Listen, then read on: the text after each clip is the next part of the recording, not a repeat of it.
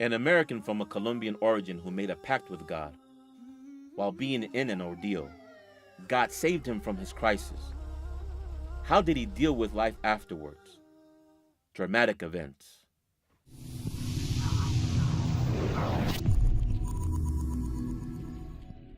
أن تخرج من ضيق الظلماء إلى النور، أن تولد ثانية والماضي مغفور، لحظة أن تشعر بالله في قلبك يقذف بهدى، هذا ما لا يدركه وصف وشعور. يا الله إني ناديتك وسعيت، إني استهديتك فهديت، بالقرآن أنرت طريقي. يا الله يا الله. My name is Jaime Mujahid Fletcher. I'm originally from Colombia. I grew up in the city of Houston, Texas since the age of 8. I accepted Islam 3 months before September 11th. I am married, have 3 children. كيف كانت فترة شبابك شيخ؟ Teenage years living here in America are some of the most difficult. Teenagers go through a lot. When I was 13 years old to about 15, so many changes happened in life. I think my parents coming from Colombia, because they didn't go to school here, they don't know what to expect. They think because the schools look beautiful, they're big, 1,000, 2,000 students. They think this is like the best that they can give. But they don't know that in that same school, like police are coming with dogs to check for drugs. Kind of like going to school was like a way of like survival. See if you can survive. And not only fights, but eventually there's other things that become even more difficult. So in those years, when you have so much pressure, alcohol, girls, these things become like solutions temporary. You think you're living, but you're really trying to survive, just trying to make it every day. وبسبب تلك الأحداث والمشاكل في فترة مراهقته بأمريكا، اضطر مجاهد للسفر إلى موطنه الأصلي كولومبيا، حيث بدأ يفكر أكثر في حياته وعبادته هناك، ولكنه لم يطل البقاء هناك، فعاد لأمريكا وعادت العادات السيئة معه. Unfortunately, at some point in time in my life, I was making money in ways that were not right. And in one incident, a life-changing incident for me, I was on my way to New York in a car with a Jamaican. He had dreadlocks, and another guy. And we were traveling, and I had in my bag in that car some merchandise that I was taking up to New York to sell for a lot of money. And I never thought that I would ever be caught by police. And this car was not my friend who was driving, it wasn't his car. It was a car of some girl. He took it without her permission. It had no insurance, no registration, and it smelled inside like drugs. And when we got pulled over by the police, we were also under the influence. We had smoked. And so when they went to look and search in the car, when they opened the back door, and I looked down at the floor and I was in front of the car. So when you feel you're hopeless, there's nobody who can help. Naturally, I called out to the one, God. And I said, God, if you get me out of this situation, I will change my life forever. And I was so sincere about that. And I felt like the police officer, he did what he did, then he came back. And he looked at me and he said, can you drive? And I said, yes. He gave me my ID and he said, go. I couldn't believe it, but I got in the car and I got behind the wheel and I felt like I made a promise to someone and something that I didn't understand. وهل التزمت بالوعد الذي قطعته مع الله سبحانه وتعالى خاصة بعد الحادث؟ Not really. I read the ayah, وَإِذَا غَشِيَّهُمْ مَوْجٌ. when I understood this ayah, هذه الآية في سورة لقمان لقمان 32, verse 32. نعم. الله سبحانه وتعالى يقول: وإذا غشيهم موج كالظلل دعوا الله مخلصين له الدين فلما نجاهم إلى البر فمنهم مقتصد وما يجحد بآياتنا إلا كل ختار كفور. ماذا حدث بعد ذلك؟ Subhanallah. When I read this verse, I was looking to see how I could keep my promise. Didn't keep my word. But eventually, I knew I had to be right with God, and it wasn't until I had a car accident. I hit the middle of the divider of the freeway and flipped over. And when we flipped over, we slid upside down in this car, and the sunroof was open. So when it flipped, the sunroof was under me, and I saw the sparks coming up, and everything's like slow motion. And I felt, this is it. We died. And that's when I knew I'm playing with my destiny. If I died that day, I'm not going to the right place.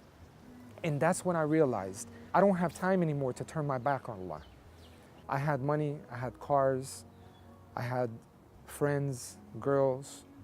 I had everything that people want, but I wasn't happy. كنت أسير الحيرة أحمل قلبا تاه كان الصمت مخيفا قبل كلام الله فإذا بالرحمن قريب يسأله الحائر فيجيب أشهد أن لا رب ولا معبود سواه يا الله إني ناديتك وسعيت إني استهديتك فهديت بالقرآن أنرت طريقي يا الله. فعاش فترة بعد هذا الحادث يقرأ في القرآن والإسلام ويحضر الدروس العلمية في المساجد قبل إسلامه. وفي يوم من الأيام صلى مع المسلمين وهو لا يزال غير مسلم. One guy who now I know him, good brother, half of the Quran, he comes up to me and says, have you become Muslim? I said, no, not yet. He said, why? I said, I'm just reading, studying. He said, but you were praying. And I said, I can't pray? And he said, no, I just want to tell you that if you don't embrace Islam, you're going to hell. I said, what? You know where I'm going? This is what he told me. I'm going to hell. It was shocking. I was hit, you know? I felt like, how can you know where I'm going? Right? And I couldn't understand how this guy knows this book and acting like this. So I was very confused. I left the masjid 6 months. I don't want to see another Muslim. I don't want to see anything. But I love the Quran. أنا في هذا البرنامج ذكرت أكثر من مرة الحكمة في الدعوة، كيف ندعو غير المسلمين، كيف كان النبي صلى الله عليه وسلم يدعو غير المسلمين إلى الإسلام، وكيف كانت أخلاقه عليه الصلاة والسلام. هذا الرجل حافظ القرآن لما نصح أخونا مجاهد يريد أن ينقذ من النار. بهذه الطريقة ممكن أنت تدخل النار والعياذ بالله. You know, there's so much noise out there, and there are so many things being said in the world. When I wanted to focus and really understand the Quran, I actually left the apartment that I had. I left and I went back to my parents' house. The only place that I felt I could have some peace of mind. And I went into my room and I cut off any communication with friends. And I cut myself off and I began to read the Quran. So I had plenty of time. I stopped doing everything in the world just to read the Quran. And in reading the Quran, I felt a clarity and a sense of kind of comfort, peace. And the more that I read, the clearer things became. اقتنعت بالإسلام وآمنت بالله عز وجل وتريد أن تنطق بالشهادة. حدثني عن قصة هذا اليوم. MashaAllah. I actually was in a city away from my city about 18 hours. One man from the bus. So when he sat down and he spoke to me in my language, ¿Cómo estás? I said, where are you from? And he said, Colombia. I said, I'm from Colombia. So we sat down and I said, how is this? How did you become Muslim? So he explained to me. And then he asked me, what do you think about Islam? I started telling him, if the people in Colombia knew, and I started mentioning things in the Quran, that if they knew, they would have a better life, even though they're very good. So after hearing me out, the guy asked me, why would you take so many things from the Quran and from Islam, that if you apply it to a country, it can help that country, but you yourself don't accept it? So that day, I felt like it was the day that I had to be humble. And I told him, okay, I didn't believe the Shahada was a big deal. I thought the Shahada is just a few words. Anybody can say a few words. And he said, no, but if you do this, you will find that it changes a person's life. And so we went, and there were about 1,500 people, 1,500 people in that mosque that day. And I went, and they told me, okay, so-and-so is going to give the Shahada. I repeated. As soon as I finished saying the Shahada, it was as if some weight had been taken off. And then so many people stood in line to hug me. Wow. And when I walked outside of that masjid that day, when I looked at the sky, it was blue. The trees were green. Everything was brand new. I didn't even know that when you become Muslim, you're like a newborn baby. But that's exactly the feeling that I had. Allah. My heart felt like it was clean. And the first thing that I wanted to do is go and call my mother and ask her to forgive me for everything that I did before when I was young. And I told her from this day on, life's gonna be different forever. And that's the day that I never in my life afterwards had another drink of alcohol, went out, did any of the stuff that I used to do before. Because I didn't need to. A lot of those things were being done because there was some emptiness. In accepting Islam, it filled it. وكنت اسمع حكي عنا مقامه فوق ما يحكون ياخذ بيدي للجنة ويشرق من ضياه الكون. As soon as I accepted Islam, I came across a verse that said, وَمَا أَرْسَلْنَا مِن رَسُولٍ إِلَّا بِلِسَانِ قَوْمِهِ لِيُبَيِّنَ لَهُمْ وَيُضِلُّ اللَّهُ مَن يَشَاءُ وَيَهْدِي مَن يَشَاءُ وَهُوَ الْعَزِيزُ الْحَكِيمُ. That ayah was the way we began doing da'wah. My father became Muslim. My girlfriend, we got married. A lot of my friends became Muslim. شيخنا لماذا اتجهت إلى الدعوة بالأصل؟ Because every messenger came and spoke the language of their people. And the language is not only what is said, but the thaqafa, you know, the culture that is transmitted in the way that we understand the world. So the means of communication is what can make something very clear. حدثنا عن هذه الإصدارات الجميلة الدعوية. MashaAllah. This is the very first CD we ever made. When my father became Muslim, there was no material in Spanish. He said, if there's no material in audio, video, then you need to make it. He told me. I said, how am I going to make it? Nobody else made it. Help me. No, then you have to make it. I went to study media to learn how to be able to make audio and video with the intention to do it for Islam.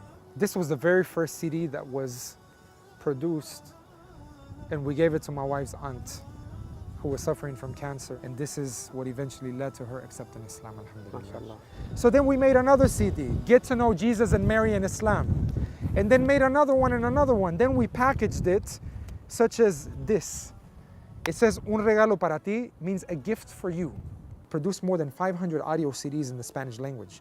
When there was no material, now we produced the material. We've done more than 250 television shows. So we have reached people all over the world, especially the Spanish-speaking people. There are 700 million Latinos in the world. We went on to produce the very first Quran in the Spanish language and audio, the whole entire Quran. MashaAllah. It was almost a 5-month project, from Surah Al-Fatiha all the way to Surah Al-Nas, in the Spanish language totally. My father, when he became Muslim and he asked me, to be a person, to make this production, he became the narrator because his Spanish is excellent. It's like the Fusha in Spanish. He was a professor at a university in Colombia. So all this audio, his voice. We just opened up the first Spanish-speaking Islamic center here in America, under Islamic Spanish Centro Islamico. 15 people have embraced Islam already. And we've only been open less than 2 months. Alhamdulillah, it's a ni'mah from Allah to be able to do this and to watch how Allah guides people after some information is shared. Alhamdulillah. ما شاء الله تبارك. هنيئا لك شيخ. لما أشوف قصة أخونا وحبيبنا مجاهد وحبه للدعوة وهمه الدعوي يذكرني بالصحابي الجليل أبو بكر الصديق رضي الله عنه وأرضاه. عندما أسلم، تخيلوا في أول يوم إسلامه أسلم مع 7 من الصحابة، وال10 المبشرين في الجنة 5 منهم سبب إسلامهم أبو بكر الصديق رضي الله عنه وأرضاه. دائما قصته تذكرني بذلك الصحابي الجليل. في كتاب الله قلبي صار حي، وبحياتي صار لي ظل وفاي، ويوم عادت نفسي وروحي إليه عادت أيامي وأحلامي إليه.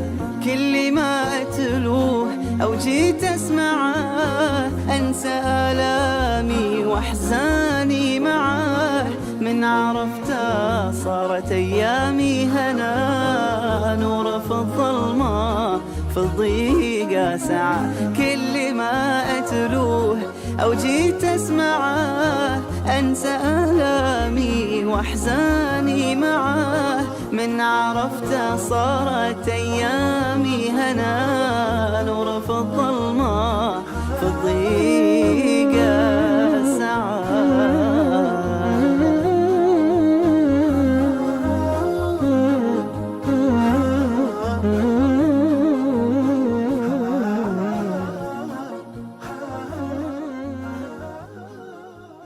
أدعوكم لترشيح أفضل المشاريع الدعوية في خدمة الإسلام من وجهة نظركم، سواء كان شخص أو موقع إلكتروني أو كتاب أو مركز دعوي. ما هو المشروع الذي تعتقد أنت أنه أفاد الإسلام وأقنع الكثير من غير المسلمين في دخول الإسلام؟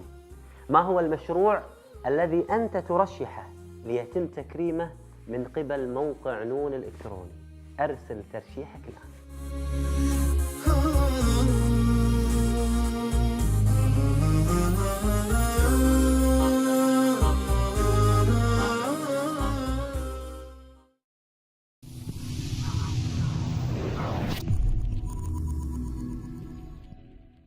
اشترك معنا في هذه القناة بإذن الله، راح توصل لك حلقاتنا أول بأول، وساهم معنا في نشر هذه القناة.